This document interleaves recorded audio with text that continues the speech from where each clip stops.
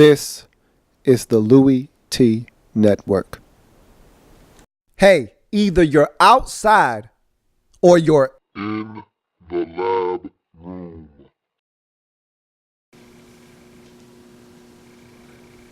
Who else could it be but me, your man, Louie T? Welcome. You are in the lab room. Of course, I am your host, Lou. Thank you for joining me.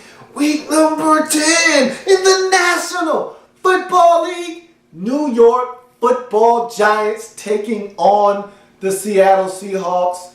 And I thought this was a pivotal game for the Seahawks. You're going home. You've got a little bit of momentum. Wasn't the best win against the Raiders a week ago, but it was a win nonetheless.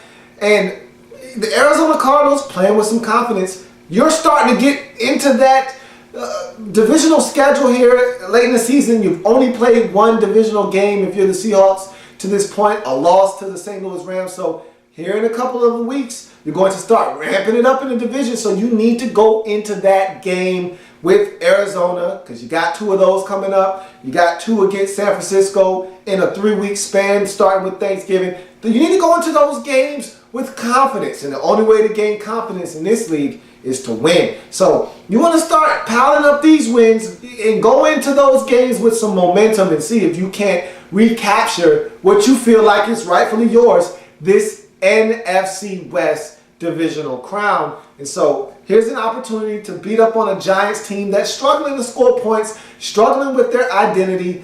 Eli Manning, new offense. They had things going in the right direction. Then Rashad Jennings gets hurt at the running back position. They start struggling, and Victor Cruz goes down. And all of a sudden now they're trying to work out some of the kinks. You got a young fella in ODB, Odell Beckham Jr. out there. And so Eli got a couple of new targets. Tight ends are starting to work their way into the offense. If you're the Seattle Seahawks, your job and mission, stop the run, make Eli Manning beat you, pick him off, force some turnovers, win the football game. So easier said than done. Let's check it out. Hawks make it look easy on their opening possession.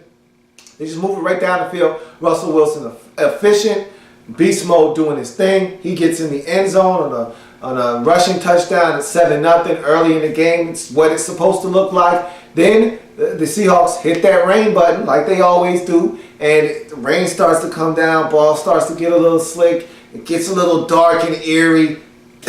It's CenturyLink. What else do you expect? I mean, that's part of the whole home field advantage and nostalgia out there in Seattle. And it's funny because ODB, Odell Beckham Jr., I saw him jawing a little bit with Richard Sherman, and I said, man, him and Dick Sherman are out there giving it to each other a little bit. And he was making some plays, and this was on the heels of an interception thrown by Russell Wilson, up 7-0. Zachary Bowman able to step into a Russell Wilson offering, pick him off deep in Seattle Seahawks territory. ODB makes a play, gets it down close towards the end zone, and the drive is capped off by a 6-yard Preston Parker touchdown grab. It's now 7-7. And on the ensuing possession, the Giants get the football back, and because of a Robert Turbin fumble, he coughs it up. And the Giants go right after Dick Sherman once again. Double move. Boy, he's a two-timer, is that ODB. Gives Richard a nice out and up. Gets up the sideline. Goes up. Climbs the ladder. And put one on Richard Sherman. Huge grab down to about the 18-yard line. Giants move it down closer. Get into the end zone again. This time on a 3-yard Andre Williams touchdown run. 14-7. Okay, Giants, I see you. But the question is, can you maintain this level of intensity? We know the Seahawks are going to give it all they've got for 60 minutes. Can you? And they know how to play in this weather. They know how to deal with the slick ball. They know how to deal with the elements, the crowd noise. It's all part of their home field advantage. Can you overcome all of the obstacles and the elements and hold on to this lead? So as we continue to move on, the Hawks bounce right back after the Giants assume that lead. As they put on a clinic in this game. On this particular drive, I think it was a microcosm of the game and what was to come, as they just pound the Giants into oblivion on the ground. And it's a two-man show. I mean, they sprinkled in a little bit of Turbin, but when he fumbled the football, the Seahawks, you could tell, wanted to kind of scale his carries back a little bit. But Turbin got him a little bit, so did Christine Michael. But this was a two-man show for the most part. It was a lot of Marshawn Lynch and a lot of Russell Wilson running the football. This looked like a replay of Monday Night Football with Russell Wilson against the Redskins. Just a lot of naked boot action, a lot of read option that was just wide open. I mean, no discipline on the part of the Giants. They were crashing down the line. They weren't staying at home, weren't keeping contained, and Russell Wilson made them pay for it play after play, time after time. And when they did honor the fake, when they did honor him as a runner, he'd hand it off to Marshawn Lynch, and he'd gash him for 7, for 12, for 9, for 8, for 5. And it was just a constant back and forth between Russell taking a turn and Beast Mode taking a turn. And it wore on this Giants football team as they get in the end zone to tie this game up at 14. All G-men get a late field goal to end the first half to take the lead at 17-14 at the halftime break. But you could tell these body blows, they call it money in the bank in boxing. When you keep hitting people in their body, in their midsection, early in the fight, you're putting money in the bank. You're depositing that work early so that it pays off and yields huge dividends later on in the fight. Same thing here. You can see these body blows were going to take a toll on the Giants later on in the game, and it did as we go to the third quarter.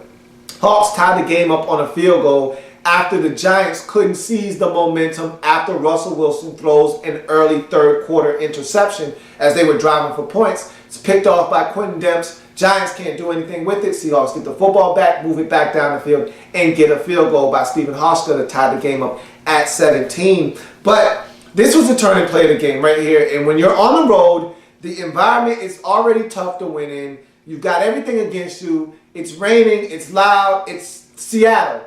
This is the one thing you can't do. And Eli Manning had played some really good football up until this point. He went to the well one too many times. You got to know, look, you already had Dick Sherman a couple of times early in the game. Leave him alone. You got him a couple of times.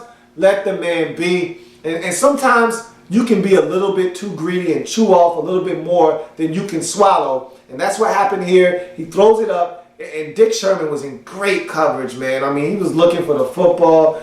And Sherman made him pay. He deflects it, much like that play against Cap in the NFC Championship game. He deflects the football and overcomes Earl Thomas Johnny on the spot, picks it off. Huge play in the game because the Giants were moving down the field, almost in scoring range.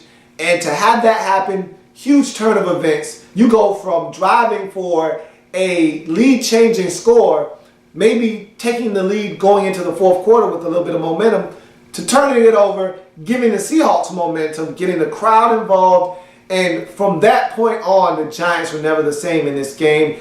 And I think those body blows I talked about early on and putting their money in the bank with all those rushing attempts early in the game, well, they started to take full effect as the Giants just could not withstand what was coming in the fourth quarter as they got a barrage on their head in the fourth quarter. Seahawks score 21 unanswered points in the fourth quarter, 24 if you want to date back to the third quarter with the Stephen Hauschka field goal to tie the game up. They scored 21 in the fourth quarter, 2 Marshawn Lynch beast mode touchdowns, 1 dangerous Russell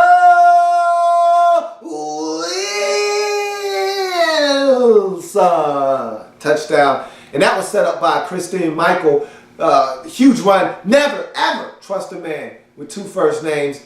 And so the Giants gave up a franchise worst, one of the worst. I think there was one game that was worse than this. But man, you rarely see a team give up 350 plus yards on the ground. I mean, Russell Wilson over 100 yards rushing, beast mode over 100 yards rushing. He had 4, count them, 4 touchdowns. He had a 4-piece on these boys, a 4-bagger for Marshawn Lynch. It was absolutely a home run performance by the man known as Beast Mode. And again, I say this all the time, I hope he remains in Seattle because I don't know what this team does without him.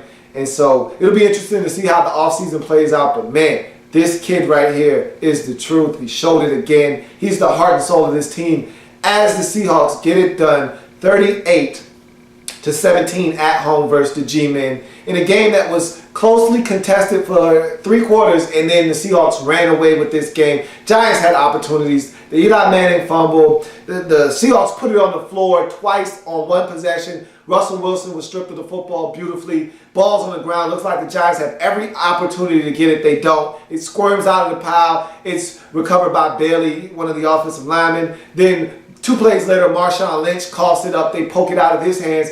The Giants have an opportunity to get it. They don't. So they had their opportunities. They squandered them. They lose the game 38-17. Seahawks improve to 6-3 on the season. Meanwhile, the Giants drop to 3-6 on the season. Big win for the Seahawks as they get it done in this game. That's going to do it for Hawks and Giants. So thank you for joining me. If it happens in the National Football League, whether big or small, we cover it all here in the lab room. Come back and join me.